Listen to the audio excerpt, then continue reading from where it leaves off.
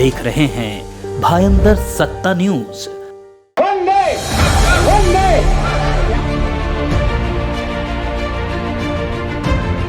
भाजपा कार्यकर्ता सम्मेलन का आयोजन हर वर्ष की भांति इस वर्ष भी पूर्व विधायक नरेंद्र मेहता ने आयोजित किया, जिसमें मुख्य अतिथि पूर्व सांसद किरीट सोमैया रहे। सुनिए किरीट सोमैया, नरेंद्र मेहता, हसमुख गहलोत की जुबानी। वाजपेयी जी के सामने दीप प्रज्वलन करके आज के इस कार्यक्रम की विधि मां सरस्वती के पवित्र प्रांगण यानी कि स्कूल में यह कार्यक्रम हो रहा है। इसकी और हम सभी राष्ट्रभक्त यहाँ पर बैठे हैं, एक स्वर में सभी बोलेंगे भारत माता की, भारत माता की, भारत माता की, भारत। कार्यकर्ताओं का सम्मेलन है, ना कोई शक्ति प्रदर्शन है, ना कोई ताकत है। हर साल हम स्नेह सम्मेलन करते और हमें ऐसा लगता है कि एक दिन जो होता है साल में वो कार्यकर्ता का होता है, बाकी तो 364 दिन हम सभी लोग जनता को समर्पित है। उनके हित के लिए, उनकी सुख सुविधाओं के लिए आप सभी ने हमेशा अपना पसीना बहाया है और समय दिया है, योगदान दिया है। तो आज का दिन केवल आपका है और आप ही का है। इस मंच से आप सबको नतमस्तक होकर वंदन करता हूं कि वाकई में आप सब है तभी हम है, और हम है तो इस शहर का विकास स्वाभाविक है। आज भी आपसे कहना चाहूंगा कि शहर को फिर एक बार आपकी जरूरत है, हमारी जरूरत है। हाल ही में मीरा भाईंदर का डेवलपमेंट प्लान रिलीज हुआ, उसके अंदर बहुत सारी गलतियां हुई जो हमें दिखता है कि आने वाला भविष्य ये अंधकार में चला जाएगा अगर इसे सुधारा नहीं गया। तो इसके लिए हमें वापस से एकजुट होना होगा, जनहित के लिए लड़ना होगा। हाथ जोड़ के होगा तो हाथ जोड़ के, टांग अड़ा के होगा तो टांग अड़ा के, रास्ते पे आके होगा तो रास्ते पे आके। लेकिन इस शहर के प्रति हमारा कर्तव्य है उन्हें न्याय दिलाए, उनकी सुख सुविधा का केवल आज का नहीं तो आने वाले समय का भी ख्याल रखे। पत्रकार बंधु भी यहाँ पे बैठे हैं। डीपी प्लान में बहुत सारी गलतियां और त्रुटियां है। अब ये जानबूझ के हुई है या इसके पीछे कोई नेता है या इसके पीछे भ्रष्टाचार है, ये तो समय आने पे हम निकालेंगे भी और बताएंगे भी। मैं उदाहरण के तौर पे कहना चाहूंगा,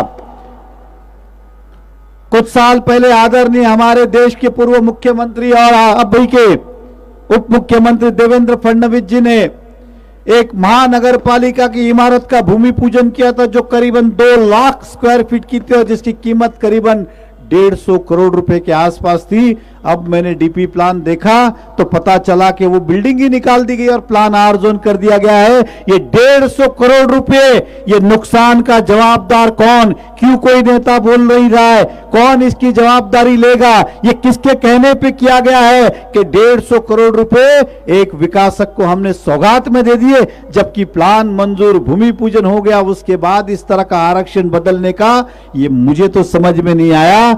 और ये आने वाले समय का बहुत बड़ा नुकसान होगा। जो सपना हम सब ने देखा था और हमारे नेता ने जिसका भूमि पूजन किया, कभी उसे उस बिल्डिंग को छीनने नहीं देंगे। जब तक हम जीवित हैं तब तक उस बिल्डिंग की लड़ेंगे।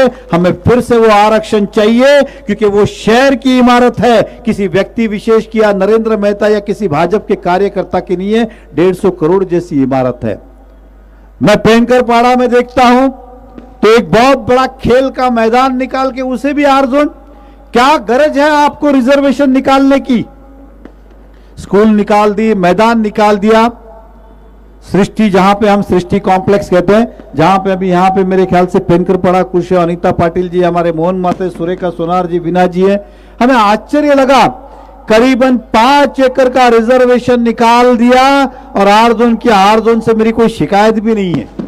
मेरी शिकायत है आपको जो करना है करो, लेकिन हमारे रिजर्वेशन तो बचा के रखिए। क्योंकि मीरा भाईंदर का मीरा रोड जो भाग है 85-90 में डेवलप हुआ है डीपी प्लान के पहले, वैसे ही वहां पे मीरा रोड में रिजर्वेशन नहीं है वो भी आप निकाल रहे हो।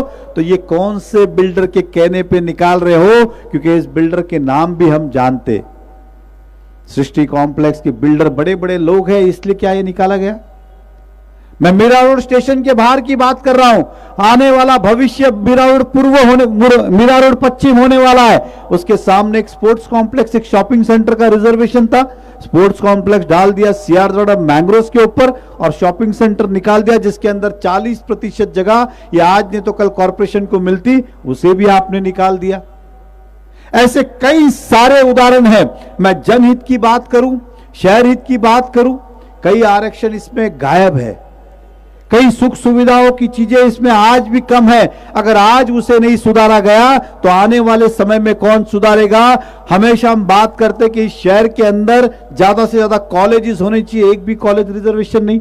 हम बात करते कि इस शहर में व्यवसाय होना चाहिए, रोजगार मिलना चाहिए, तो एक भी रोजगार की व्यवस्था नहीं, एक भी आईटी पार्क नहीं। ऐसे एक नहीं, करीबन 40 मुद्दे हमारे पास है जो हमने उसके ऊपर हरकत ली है। लेकिन मुझे पता है ये बिल्डर, ये विकासक या जो भी जिसका इंटरेस्ट होगा ये सक्षम है, लेकिन हम भी कम नहीं है, इसके लिए हम रास्ते पे भी आएंगे। मैं आपसे इस बात का आह्वान करना चाहता हूं आज, और मुझे विश्वास है कि आप सब साथ देंगे। और कई बिल्डिंग तो ऐसी है जहां आज भी बिल्डिंग है, उसके ऊपर रास्ता बताया गया, उसके ऊपर गार्डन बताया गया, एक तरफ आप है वो रिजर्वेशन निकाल रहे हो।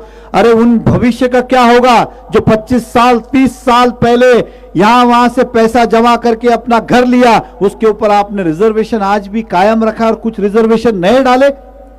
मैं मुख्य तौर पे भाईंदर पूर्व और भाईंदर पश्चिम की बात करता हूं, नया नगर क्षेत्र की बात करता हूं। यहां भी आज भी एक नहीं तो हजारों परिवार बेघर होंगे। अगर ये डीपी प्लान मंजूर होगा तो ये जवाबदारी भी हमारी बनती है कि हम उन्हें न्याय देने के लिए लड़े, और हमें लड़ना ही होगा। आप सब साथ हो।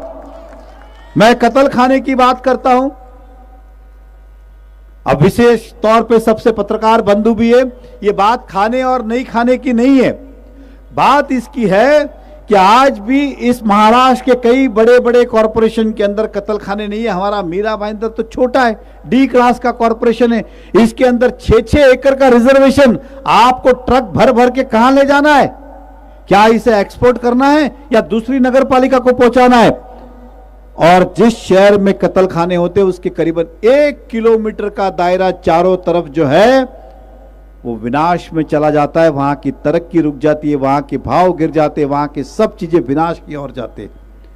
हाल ही में एक ने कहा, नेता ने, कि हमें उत्तन में नहीं चाहिए, फिर दूसरे ने कहा हमें नवगढ़ में नहीं चाहिए। तो ये सबको अपने अपने घर की चिंता है। जो उत्तन में रहता है उसे कहता है उत्तन में नहीं चाहिए, नवगढ़ में रहता है वो कहता नवगढ़ में नहीं चाहिए। तो सब अपना अपना घर देख रहे, और हम कहते हैं पूरा मीरा भाईंदर ही हमारा घर है, इसलिए मीरा भाईंदर में हमें नहीं चाहिए। पे एडमिनिस्ट्रेटर अपॉइंट किया गया, लेकिन निर्णय ऐसे हो रहे जैसे कि अपनी प्राइवेट लिमिटेड कंपनी हो। क्या क्या नहीं बदला जा रहा है। हाल ही में यहां तक के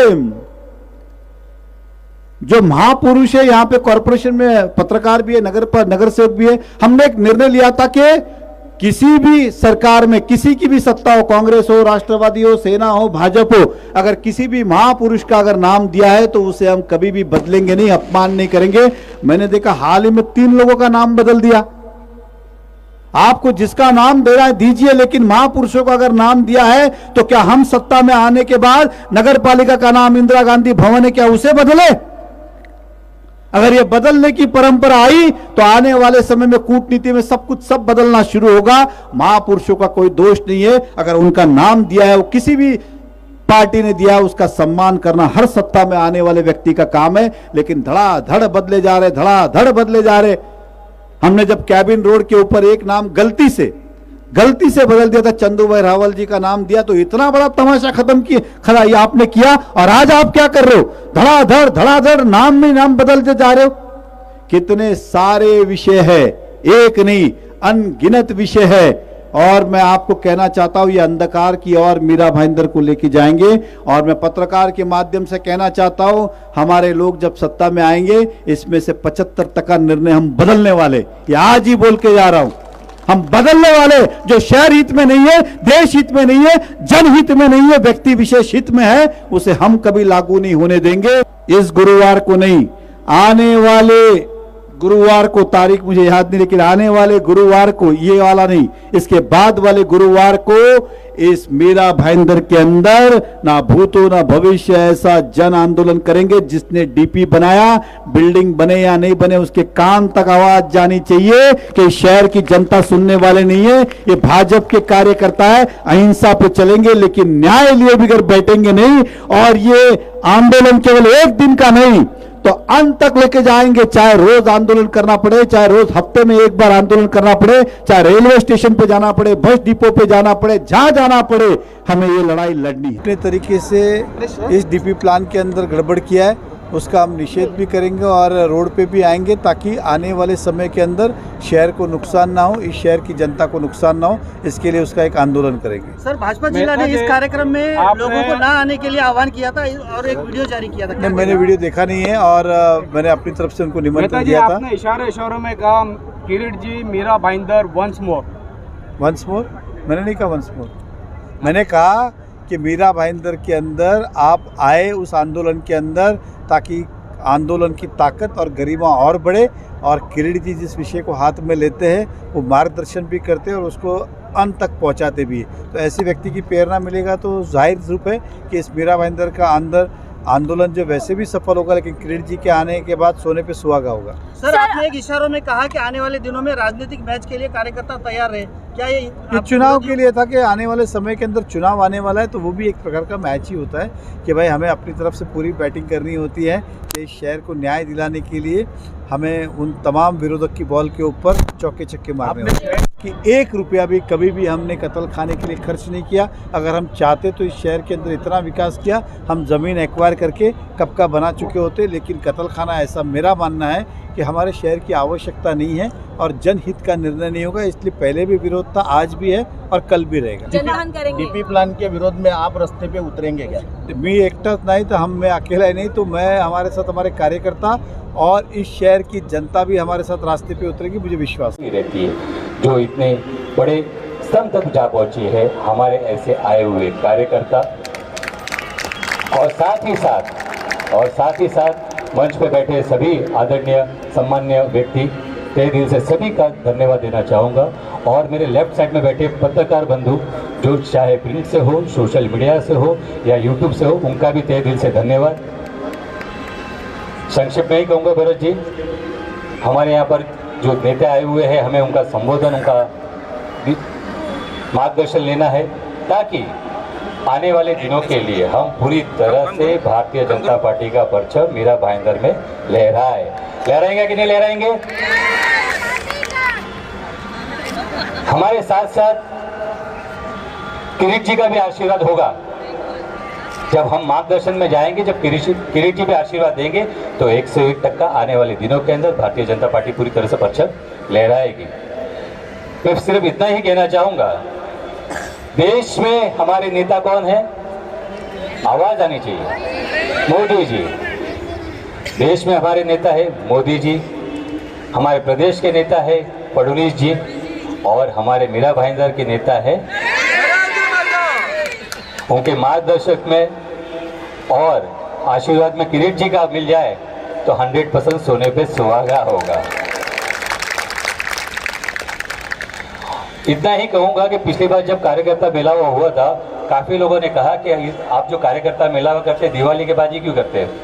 दीपावली के बाद इसके लिए करते हैं कि मेहता जी ने ये परंपरा हमेशा रखी है कि अपना दीपावली का काम पूरी तरह से पूर्ण कर लो, उसके बाद एक दिन ऐसा होना चाहिए जो कार्यकर्ताओं के हित में हो और कार्यकर्ताओं के सम्मान में हो। तो ये जो मेलावा है आप सबका है, कार्यकर्ताओं का है।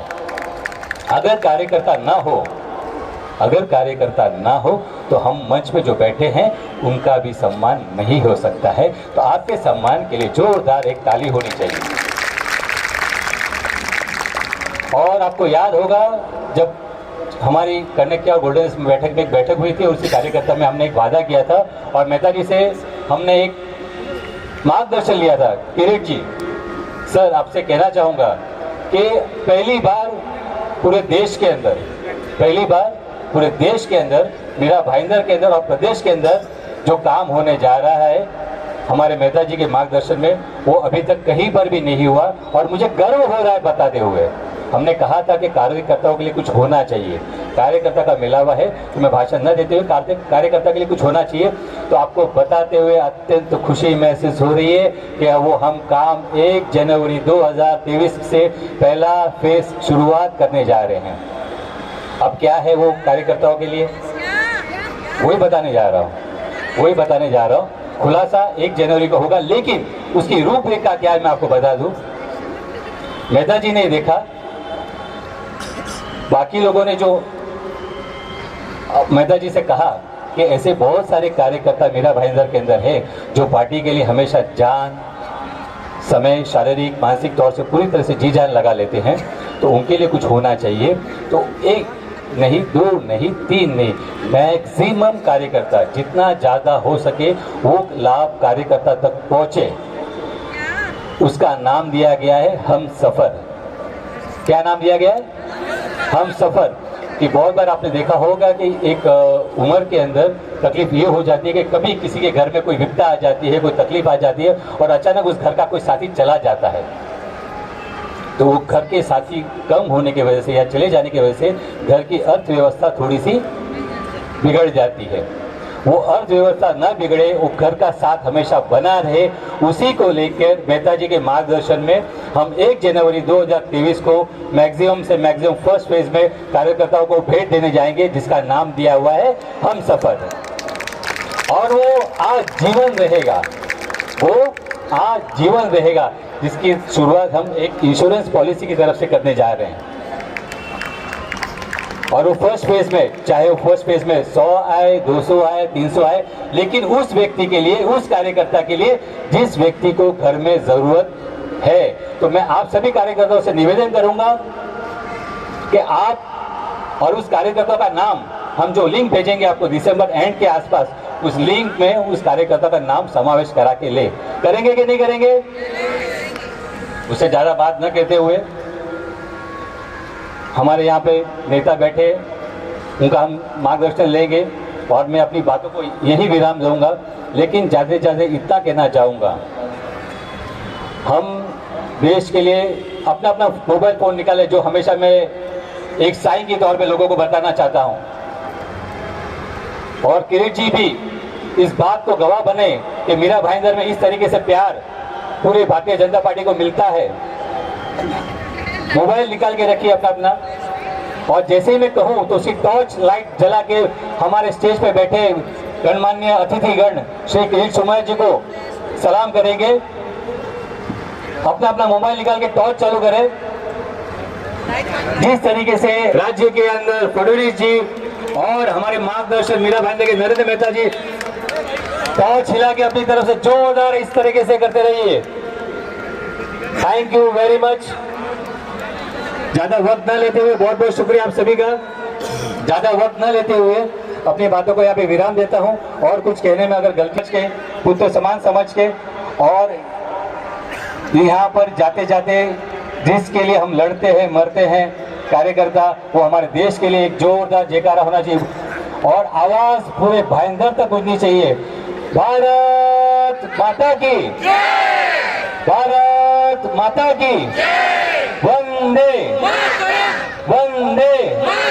धन्यवाद। वंदे वंदे।